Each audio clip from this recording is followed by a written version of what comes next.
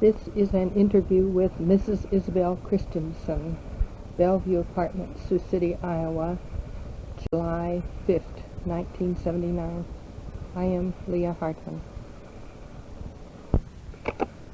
Mrs. Christensen, would you tell me your full name and then when and where you were born? Mary Isabelle Christensen, born at 1006 Plymouth Street in Sioux City, August 9, 1905. Your brother, Carl Theodore Fredrickson, did go to school there At in Smith that. School. We all went to Smith School. And didn't he go to a school down near Plymouth Street or on Plymouth Street? My brother George started at the Franklin. Oh, your brother George. Okay. Then you and Sigrid and Carl and George all went to Smith School. Yes, right? and I was in the last 8th grade class to leave Smith School because West Junior had been built, and I went over to West Junior for my 9th grade. And after that, you know, there was no 7th and 8th at Smith School. Oh, and the PTA at Smith School gave us 8th grade graduates a little pin. It looked like a friendship link with 1918 on it. And the only one that got a right-handed pin was the only left-handed kid in the class.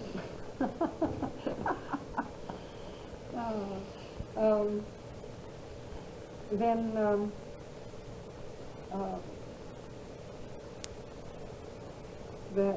you answered what I wanted to know about how many grades were at Smith School, and then you remember the old Smith Villa School as a home, I suppose, and you probably noticed it as a rather different-looking building, especially for a home when you were growing up. Yeah, they had that beautiful big porch on the front.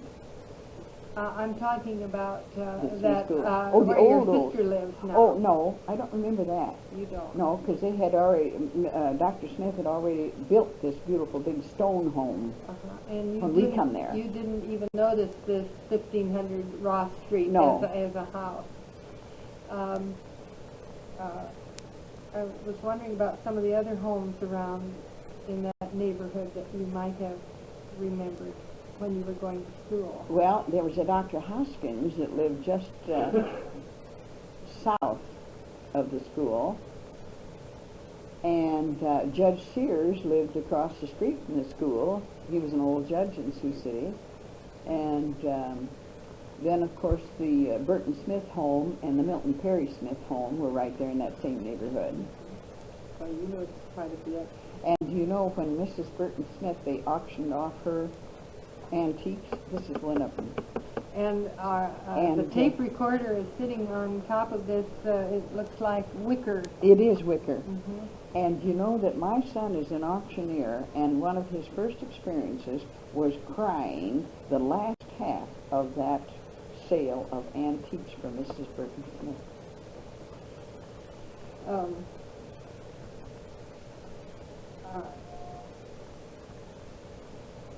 Let's see. Oh, I wanted to know about the library. There was a library, wasn't there? Or yes, it was first in a building that was called the Flats. It was a flat. And I worked in there after schools with Miss Placeher. And I wondered how I'd ever remember that name. And she says, just think of that you lost me, you've misplaced me. I worked in that, and then when they moved it across the street, it's in one of these, they moved it across the street to that building, and I worked there after schools, and I think Donna Shaw was there for a while. You know, she just passed away recently, and then I worked at different branches, but I worked in the children's room at the main library after school and on Saturdays when I was going to high school. That's interesting that we would get some library history. So what you have in front of me are the the centennial edition, the 1954 edition of the Sioux City Journal. And how did you spell Miss Plaisher's name? Just like it sounds, Miss Plaister. That was the way it was, Plaister. You were, before you were Mrs. Christensen, you were Mrs. Swanson, about 1927, Right, was that it? And for 40 years. And then you had a story to tell of your, of Mr. Swanson's mother. Yes, that was a maid in the Ware home. And that was 2901 Jackson Street. Yes. And where the museum is now. Right. And then you said what kind of work she did there. She was the maid, and she often spoke about dusting that beautiful staircase that went up for 3 flights. And then you told the story that Cecil B. DeMille saw that. Cecil B. DeMille wanted that newel post for one of his pictures, and they would neither buy, sell, or loan this post. They wanted to keep it. I wondered if we had some more West Side history. You probably don't remember West 3rd too much. You weren't there too long. No, we didn't live there too long, but I remember there was the streetcar barns there, you know. And my mother used to get up real early and make breakfast for those streetcar men. They came to our house to get their breakfast before they went on the run. So she got up real early to do that. Now, you graduated from Central, and your sister did. And what year did you graduate? I graduated in 23. And I graduated with Margaret Prairie. Now, she is the author. She was Margaret Coleman. Yes, she's the author up there. She has to do with the museum.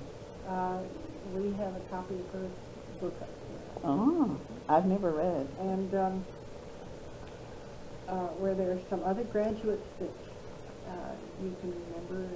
Well, Zoe Kellogg, I don't know what her name is now. She was the daughter of that Dine Kellogg, the old streetcar man. And Ed Hawkinson, his people had the Hawkinson Baby Company here in Sioux City. They're gone. Yes, yes. There aren't any descendants of the Hawkinsons. And then Judge Pendleton's daughter, Margaret. Of course, Judge Pendleton's son is an attorney here in town now. John? Yeah. That's an old name. Then, when you graduated from Central, was that in June? Yes. And did you go right off to a job? Yes, that fall I went into this credit reference company, and I was with them 3 years until I married in 27.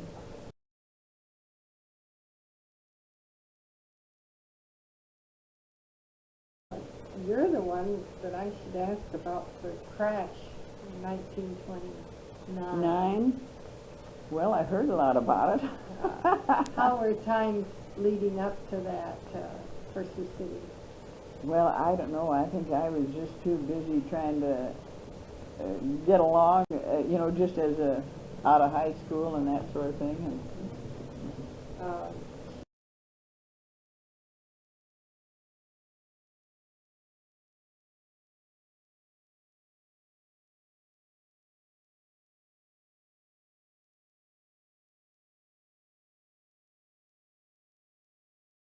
And we did.